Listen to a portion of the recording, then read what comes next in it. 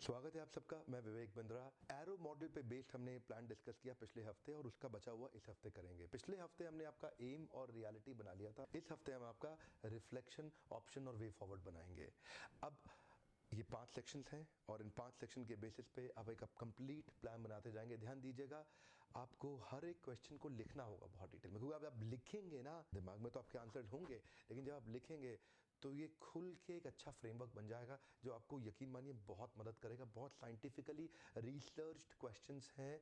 मैं शुरुआत करूंगा रिफ्लेक्शन से। रिफ्लेक्शन के जो क्वेश्चन होते हैं ये पर्पस बेस्ड क्वेश्चन होते हैं, जहां पे आपका वाई निकल के आता है, क्यों करना है। पृथ्वी के इतिहास में किसी ने भी तनख्वाह के लिए इतिहास कभी नहीं रचा। Nobody in the history has ever created history for a salary hike. ध्यान दीजिएगा, आप जब भी कुछ बड़ा करना चाहते हैं आपको बड़ा मोटिवेशन चाहिए होगा उसके लिए। अब वाई ढूंढिए, सब्जेक्टिव आंसर होने वाला है what is your mighty why. इसमें कोई ऐसा नहीं है कि 1 2 3 4 5 पॉइंट लेंगे, थोड़ा सब्जेक्टिव क्वेश्चन है। लिखिए कि आप ये क्यों करना चाहते हैं, पर्पस क्या है आपका। पर्पस से मोटिवेशन आता है। ध्यान दीजिएगा, अगर जिंदगी में किसी को पर्पस मिल जाता है ना, मकसद मिल जाता है, तो उससे बड़ा मोटिवेशन आता है। तो ये जो गोल है उसके पीछे आपका मकसद, आपका पर्पस, आपका वाई, आपका कारण, आपका कॉज क्या है, क्यों करना चाहते हैं, रीजन क्या है, वो आपको जान देगा, आपको मोटिवेशन देगा। गांधी को पर्पस मिल गया था, इतिहास रच दिया। मंडेला को पर्पस मिल गया था, इतिहास रच दिया। मदर टेरेसा को पर्पस मिल गया, इतिहास रच दिया। अब्राहम लिंकन ने भी इतिहास रच दिया। बड़े बड़े व्यापारी भी इतिहास तभी रचते हैं जब उनको कोई बड़ा फोर्सफुल मोटिवेशन अंदर से निकल के आता है। तो ये जो वाई का क्वेश्चन है ना, ये आपको मोटिवेशन देगा। It will give you lot of motivation. What is your mighty why. Reflect करना है, सोचना है, अपने अंदर सोचना है कि ये गोल मैं क्यों अचीव करना चाहता हूं। इस क्वेश्चन में कुछ भी सही गलत नहीं है, लेकिन आपको थोड़ा सोच के कुछ लाइंस लिखनी है।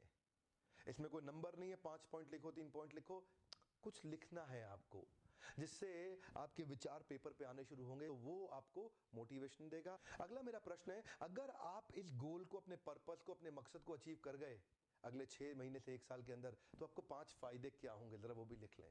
एक्चुअली फायदे की बात, चाहे वो पैसे का फायदा हो, किसी भी चीज का फायदा हो, फायदे में आदमी का ध्यान जल्दी जाता है। तो फटाफट से लिखें 5 पॉइंट, क्या फायदा होगा। उदाहरण के रूप में, अगर आपको वजन कम करना है, आपने 25 किलो वजन कम कर लिया, तो फायदा क्या होगा।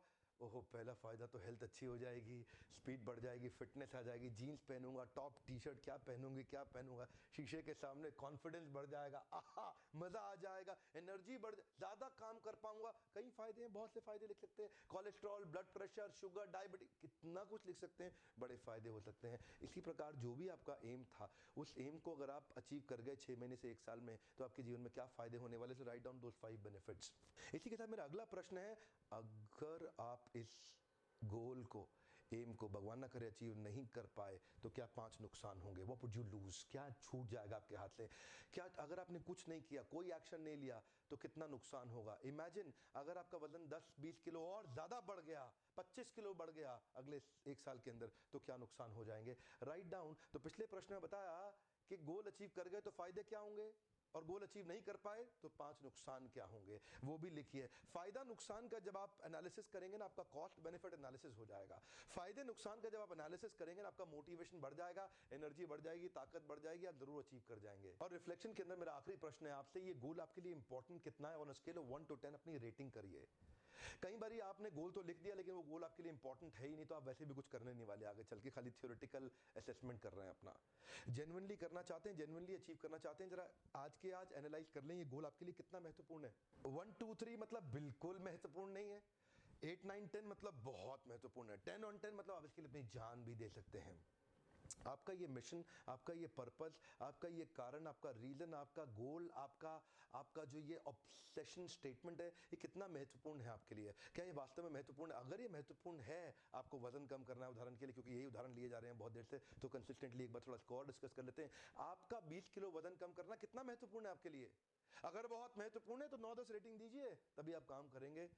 तो ये एनालिसिस करने के लिए थिंकिंग क्वेश्चंस हैं जो आपको और डिटेल में लेके जाएंगे, ताकि आप अंदर और चिंतन मनन कर सकें और पेपर पे ले आएं।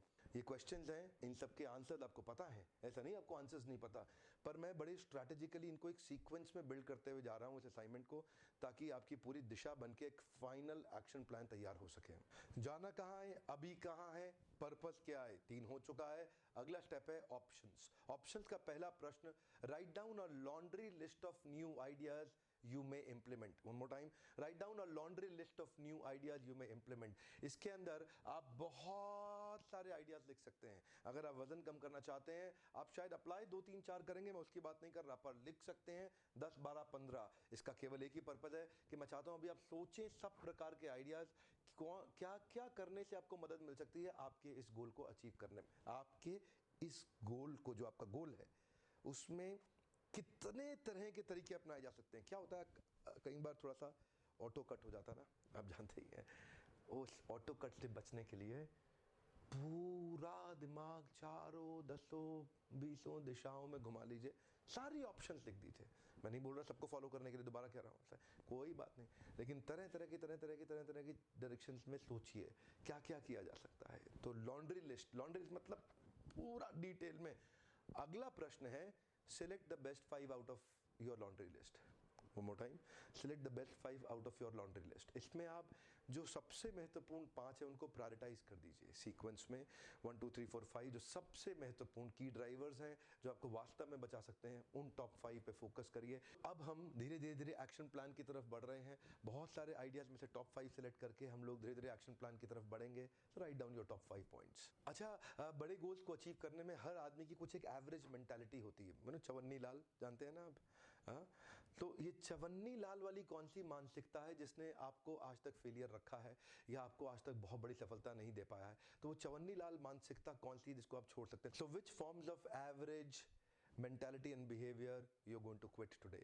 तो अपनी कुछ ऐसी 1 या 2 आदतों के बारे में लिखिए जिसने आपको सफल होने से हमेशा रोका है, जिनको आप तुरंत छोड़ना चाहते हैं, जिसको आप तुरंत त्याग देंगे, परित्याग कर देंगे, तुरंत परित्यज्य। तो वो कौन सी चीजें हैं? 1 या 2 ऐसी आदतें, ऐसी मानसिकता जिससे आपको छूटना पड़ेगा, बचना पड़ेगा, जिसने आपको गोल अचीव करने से हमेशा नीचे खींचा है, आपको रोका, आपको अचीव नहीं करने दिया आपका गोल। अगले प्रश्न में मैं चाहता हूं आप लिखें, इस गोल को अचीव करने में मदद कौन कर सकता है आपकी? So write down your list of your Navratnas and Birbal who can actually help you in achieving this goal. Write down the names of different people who can support you and help you in achieving your goal. इसमें आप देख लीजिए उनका skill, उनका will, उनका potential, उनका performance, वो किनकी कैपेबिलिटी, इन चीज़ों को ध्यान में रखते हुए लीजिएगा। परफॉर्मेंस और पोटेंशियल का अंतर आप समझते हैं? परफॉर्मेंस होता है जो आज तक वो करते आ रहा है, उसके बेसिस पे आप समझेंगे।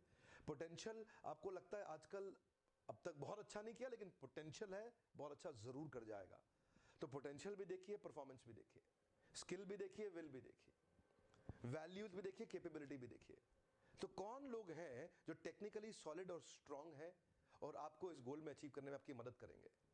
अपनी टीम तैयार करिए, अपना नेटवर्क बिल्ड करिए, अपने लोगों को प्रिपेयर करिए जो आपको सबसे ज़्यादा मदद कर सकते हैं। शुरुआत उन्हीं के साथ करिएगा। So write down the list of at least 4 5 3 4 5 people who can immediately help you in achieving your goal. जहां से आपको मेहनत करनी है, अकेले करने में आपको तकलीफ होंगी, लोग आपके साथ होंगे, आपके पार्टनर्स बिल्ड होंगे, आपके चैनल पार्टनर्स बिल्ड होंगे। अगर आप जो भी करते हैं ढूंढिए, कुछ लोग तो होंगे जो आपकी मदद कर सकते हैं। आप जिस भी तरह का काम करते हैं ढूंढिए, find out somebody who can help you. तो मेरा अब अगला, आखिरी और सबसे महत्वपूर्ण पॉइंट है वे फॉरवर्ड। वे फॉरवर्ड में फाइनल एक्शन प्लान है जिस पे आप अमल लाने वाले हैं। अब तक काफी कुछ मनन चिंतन चल रहा है। अब इस चिंतन मनन के बाद top 3 priorities for next 6 months लिख लें। ये आपकी फाइनल टॉप 3 प्रायोरिटीज हैं। So what are your top 3 priorities for next 6 months? ये अब आपका, ये जो है ना, ये नेक्टर है, अमृत है। बहुत दिन से मंथन चल रहा है, 2 हफ्ता, दूसरा हफ्ता है आपके मंथन का। इस मंथन के बाद अब फाइनल टॉप 3 प्रायोरिटीज, ये वो 3 चीजें होनी चाहिए जो गेम चेंजर है आपके लिए। कम ऑन, नेक्स्ट 6 मंथ्स के लिए गेम चेंजर वो 3 क्या चीजें हैं जो सब कुछ बदल सकती हैं? तो अगला प्रश्न इन टॉप 3 प्रायोरिटीज के बेसिस से ही बनेगा। Now create your revised schedule of an extraordinary day. अब मैं चाहता हूं अपना एक शेड्यूल बना ले। इन टॉप 3 प्रायोरिटीज को ध्यान में रखते हुए आपकी दिनचर्या कैसी होनी चाहिए। सो एक शेड्यूल बना के तैयार करें कि आपके मॉर्निंग के 4 घंटे, उसके बाद बचे हुए 4 घंटे, तो ये जो पहले 8 घंटे सुबह सो के उठने के बाद, ये कैसे होने चाहिए, आप किन चीज़ों पे फोकस करेंगे और अपने शेड्यूल को कैसा तैयार करेंगे। सो create your revised schedule of an extraordinary day.